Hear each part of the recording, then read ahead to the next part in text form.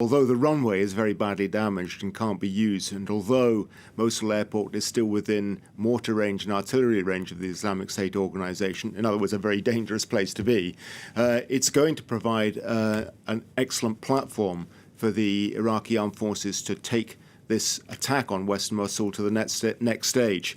But it has to be said that an awful lot has to be done. And it's interesting, too, how long it's taken this to happen, because I was in eastern Mosul in November, and the talk then was that they were about to seize Mosul Airport. So it's taken them from then until now almost 3 months to get to the position where they could go in. Now, although it does seem to have been a relatively easy operation, it has to be borne in mind that this is fairly open territory. It's not the built-up city-urban environment that we've been talking about in Western Mosul. So they've been able to use a lot of their major advantages, air power, artillery, and so on.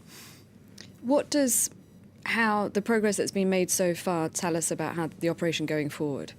Well, not very much, I think, and for precisely the reason I just mentioned then, that in this operation to take control of Mosul Airport, they've been able to use those big advantages that they have over the Islamic State organization, the air power in particular, the artillery, their heavy armor as well.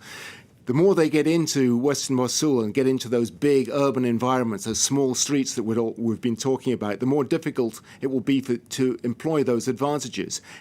It's exactly the same in eastern Mosul as well. They got relatively quickly up to the edge of the city. And then when they started trying to penetrate the city, they started realizing that a lot of the population had stayed in place. And the Islamic State organization was able to use the presence of a large civilian population to slow up the advance of the Iraqi troops. The Iraqi troops have made a commitment to inflict as little, as they call it, collateral damage as possible. And they did that relatively successfully, it has to be said, in eastern Mosul. And their relationship with the civilian population, as a consequence, has been pretty good. They're committed to trying to do exactly the same in western Mosul, but the conditions there are going to be different, more difficult than eastern Mosul because of those small, windy streets, and also because there are parts of western Mosul where it's known that the civilian population is sympathetic to the Islamic State organization.